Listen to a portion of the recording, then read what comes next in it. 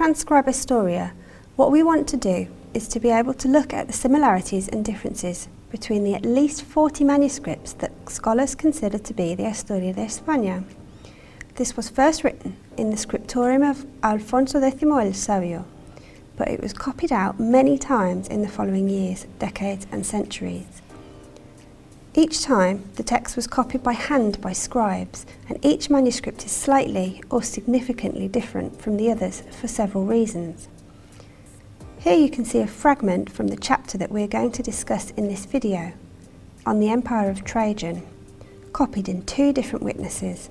On the left, the manuscript that we are going to transcribe, and on the right, another copy, this one from the mid-14th century.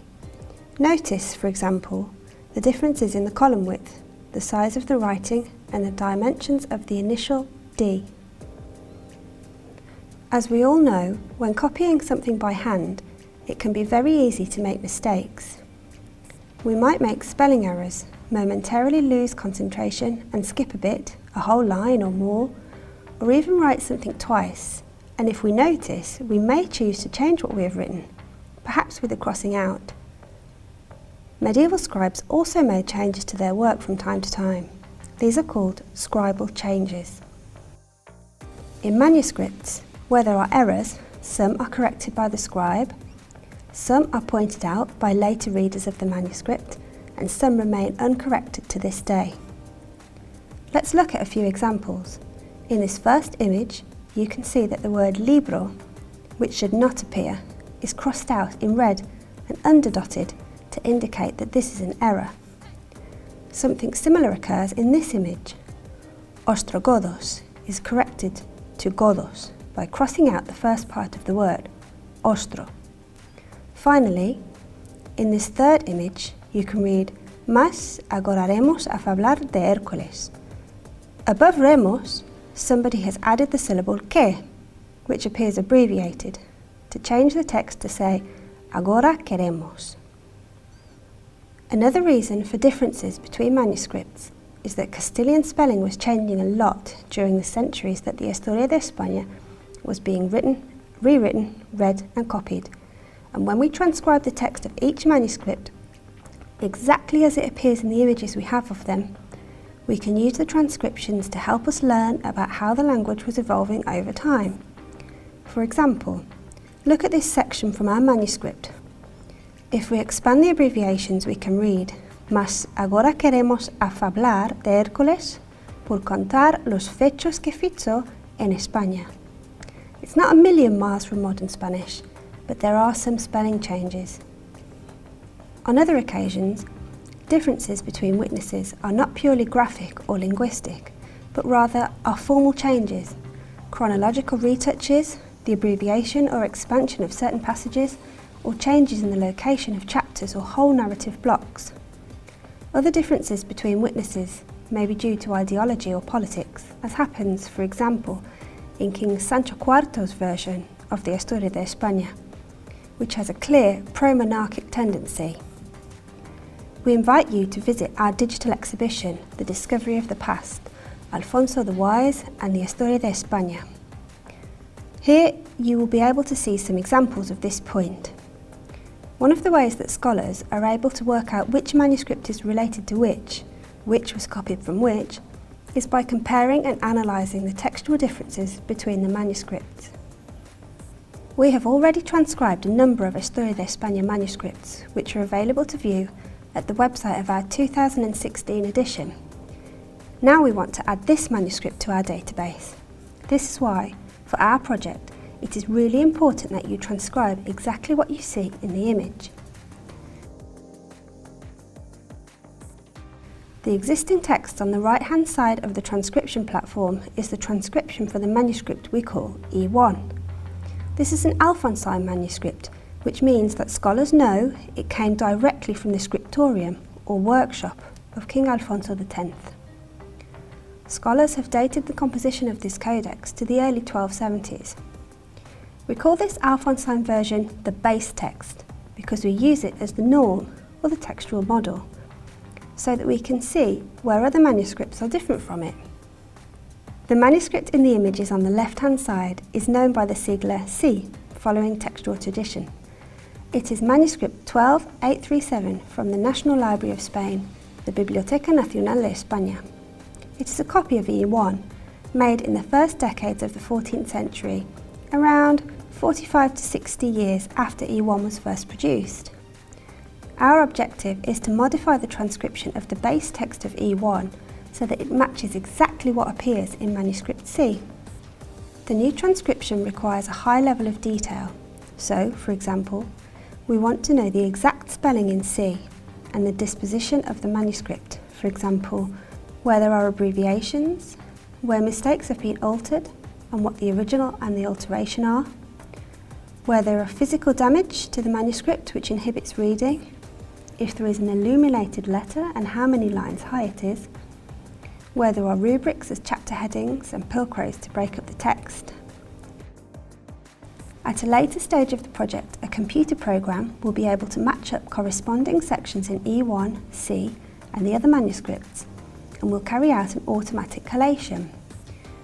We will be able to see the similarities and differences between the manuscripts, such as paleographic, linguistic or ideological differences, and we will be able to make judgments about why these changes came about.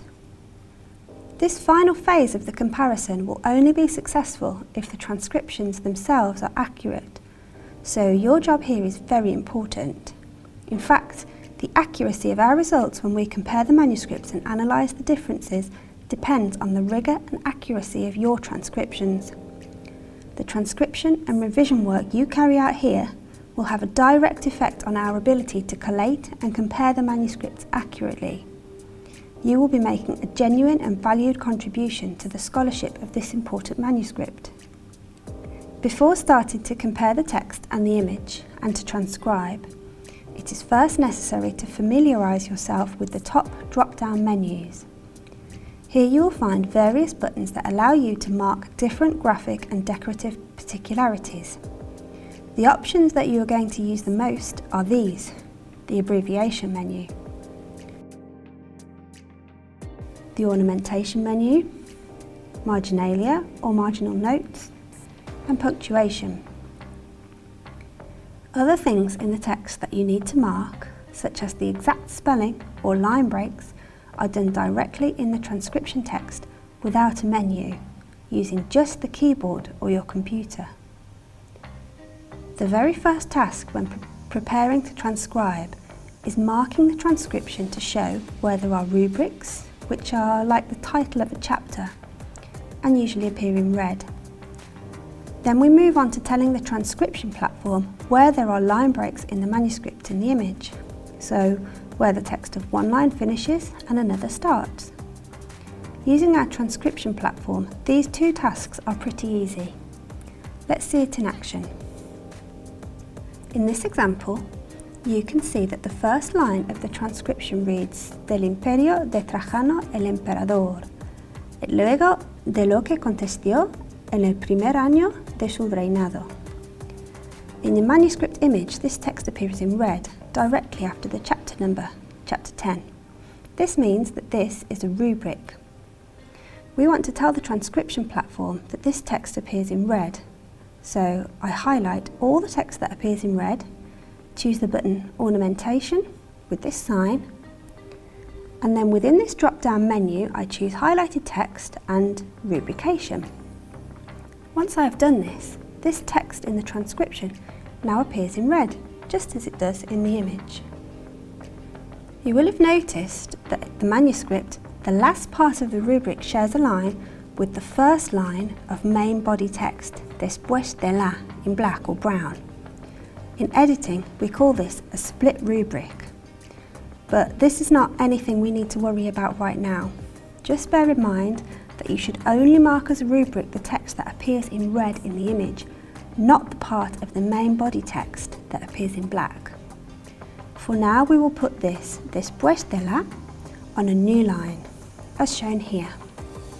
Let's look more closely at después de la for a moment. You can see that the first word of this chapter, después, starts with a capital letter D in red and decorated with blue ink. We are interested in the presence of the initial decorated letter, which always comes at the start of a chapter. We are also interested in the height of the capital, the number of lines it spans vertically. This is normally 3 or 4. We want to mark these features. For this, you need to highlight the capital letter, in this case the D, and click on the drop-down ornamentation menu under the letter O. You need to select Highlight Text, Capitals, and Add. A box will then appear, where you need to put how many lines high the capital is, in this case 3, and then click on Insert. You will also have noticed that at the end of the first line of the rubric the word Contezio is cut in two. Conte appears on one line and Zio at the start of the second line. There is a line break that divides a word. I need to tell the system this. How do I do this? Well, it's very easy. Just as if I was using Microsoft Word or a similar program, I will put my cursor on the point where the line ends and press Enter or Return. The system will automatically input a line break. If, like in this rubric, the line break appears in the middle of a word, when adding a line break using the Enter key, the system automatically also includes the hyphen, showing a word has been split. Next, I will input the line breaks in the rest of this passage. As you are reading through both the manuscript image text, comparing it with the base text transcription, you will find that you get better and better at deciphering the paleography with more fluency.